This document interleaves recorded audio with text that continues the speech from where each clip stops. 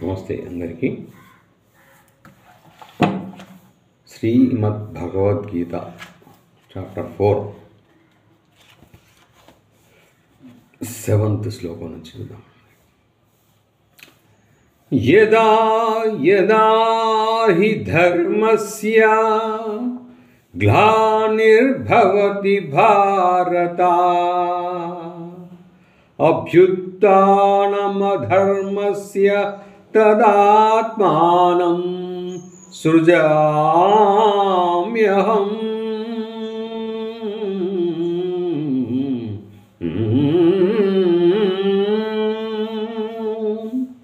ఓ భారత, అర్జున, ధర్మమునకు హాని కలిగినప్పుడును అధర్మము హెచ్చి పెరిగిపోచున్నప్పుడును నన్ను నేను సృజించుకొందును, అనగా సాకార రూపంతో ఈ లోకమున అవతరింతును.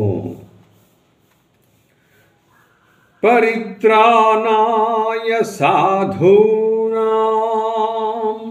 వినాశాయ చ దుష్కృతాం ధర్మ సంస్థాపనార్థాయ సంభవామి యుగే యుగే. సత్పురుషులను పరిరక్షించుటకును దుష్టులను రూపుమాపుటకును ధర్మమును సుస్థిరమునర్చుటకును నేను ప్రతి యుగమునందును అవతరించుచుందును. జన్మ కర్మ చ మే దివ్యం ఏవం యో వేతి తత్వతః త్వత్యాదేహం పునర్జన్మ నైతి మామేతి సోర్జున. ఓ అర్జున, నా జన్మ, నా అవతారములు, కర్మములు దివ్యములు అనగా నిర్మలములు, అలౌకికములు.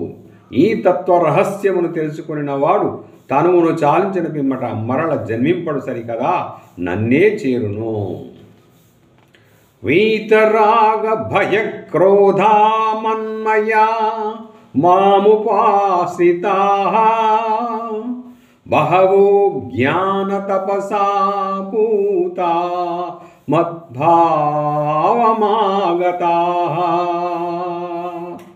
ఇదివరలో కూడా సర్వదా రాగ భయ క్రోధ రహితులైన వారు దృఢమైన భక్తి తాత్పర్యములతో స్థిరబుద్ధి కలిగి నన్ను ఆశ్రయించిన భక్తులు పెక్కుమంది జ్ఞాన తపస్సంపన్నులై పవిత్రులై నా స్వరూపమును పొందియుండిరి.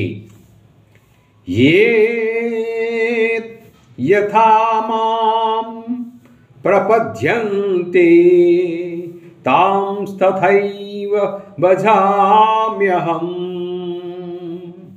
మమ వర్మానువర్తంతే మనుష్యా పార్థ సర్వసః.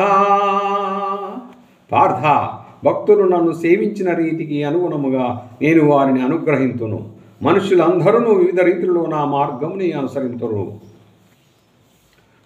కాంక్షంతః కర్మాణం సిద్ధిం యజంత ఇహ దేవతాః క్షిప్రం హి మానుషే లోకే సిద్ధిర్భవతి కర్మజా.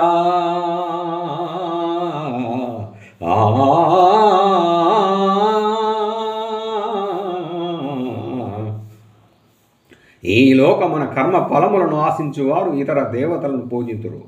ఏలన అట్లు చేయుటచే కర్మల వలన కలుగు సిద్ధి వారికి శీఘ్రముగా లభించును.